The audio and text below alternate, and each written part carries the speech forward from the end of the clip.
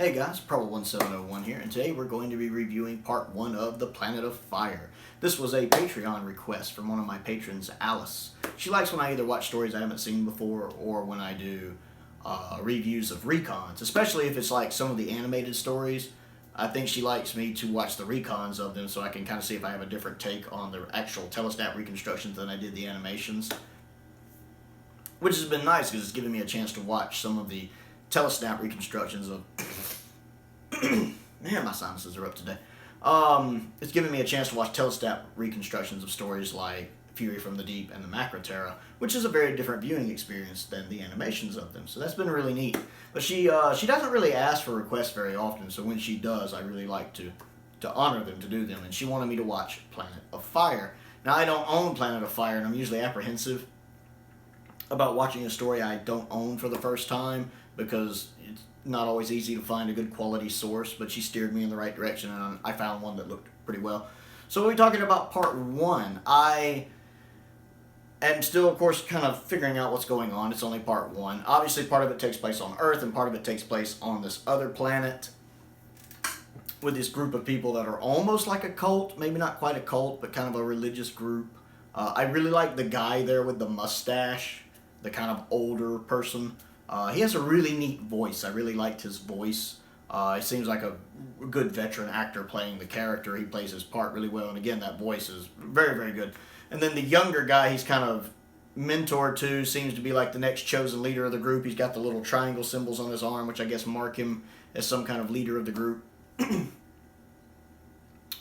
And there's another group of the disbelievers, or whatever they're called. They're like walking up a volcano and peeking in and seeing nothing there when that's supposedly where the god or something is supposed to live. So they're running back to the cult saying, no, the god doesn't exist. And the other people are like, yes, the god does exist.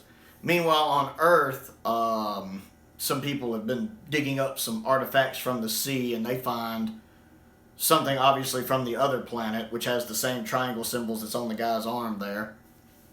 And the Doctor and Turlo, because there are a couple things I know about Planet of Fire. I know the Master's in it. I know it's Turlo's last story, and I know it's Perry's last story, and I know Chameleon is in it. I knew all that going into this. They pick up a distress signal.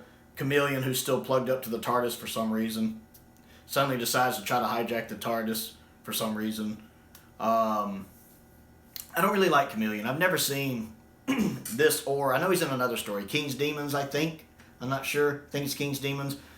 I've never seen King's Demons, so I'm not really familiar with Chameleon, but just judging off part 1, I don't really like him. I don't like his physical design. I don't like his voice. I can't understand half of what he's saying when he's in his robot form. I'm listening to him talk, and I'm like... So I didn't really care for Chameleon. And then, of course, when the Doctor's running around on Earth, he's got his jacket off. It always looks weird to me when the 5th Doctor's not wearing his jacket. It just looks odd. When he's got on the little vest, it looks weird. I like the fact that the show does tend to remember that Turlo's not human and that he is more intelligent than the average human. I like the fact that he has at least a familiarity with how to work the TARDIS, that he can, to a degree, operate the TARDIS. I like that. I tend to like when a companion is smarter than just the typical human. I like when the Doctor has smart companions, like companions from the future, or someone like Liz, who's just a scientist. You know, I really liked Zoe a lot. I like anytime he has like a companion not from modern day Earth, basically, you know, like classic Doctor Who had. I'm kind of sick of the modern companions in modern Who. So I like that about Turlo. It's interesting that Turlo gets a hold of the thing, and he kind of recognizes it, and then we see him roll up his sleeve, and he has the little triangle symbol on his arm. So I'm guessing that's his home planet, because I know at the end he does go back to his home. He stays on his home planet, so I'm guessing the other planet's his home planet. So obviously he has something to do with that group with a triangle on his arm. The hardest part of the story for me is when Perry is talking to the guy who's dating her mom. I don't know if it's technically her stepdad or not. The acting there with both of them is terrible. Like, I'm listening to the guy talk, I'm listening to Perry talk to him, and she's talking about going to wherever it is, Morocco or wherever it is she's going to. And that whole scene when they're talking, I'm just like, oh, this acting is terrible. It's terrible. Oh, it's grueling. It's like neither one of them know what they're doing when it comes to the acting in that scene. Of course, then it cuts to the shot of Perry in the bikini when it starts at the bottom and pans up on her, and that makes up for it. I have to say, Perry is a very attractive young woman. I can see, I'm sitting here going, I'm starting to see why this story is popular. She fills out a bikini nicely. And then she tries to swim away and almost drown because apparently she forgets she can't swim. I don't quite get that, or else she's just really stubborn, as I'll figure it out, jumps in. I don't know. That's kind of, I don't know. It seems very plot convenient. It happens because it has to happen. So Turlough goes in to save her, drags her out of the water, and that's how she ends up in the TARDIS. Very plot convenient there. I did like the cliffhanger. I can say that. When Chameleon, of course, assumes the form of her stepdad or whatever he is.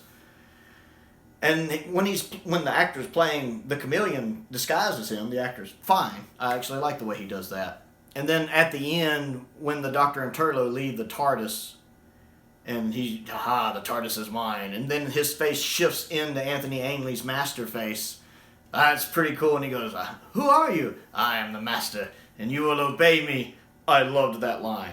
I had Delgado chills, because, I'm so used to that being Delgado's line. And I had no clue it said that here. And I'm not used to hearing Ainley say it. And he delivers it really well. It's not, camp like Ainley is, well, in my opinion, forced to do sometimes. It's more like in Survival when he plays it more serious. I am the master, and you will obey me. I loved that, because it gave me that nice Delgado flashback. I had chills for a second. I loved it. It's a perfect cliffhanger, especially if you don't know the Master's going to be in it, to see the face shift into Anthony Ainley's, the Master of Disguise, the Master, of course.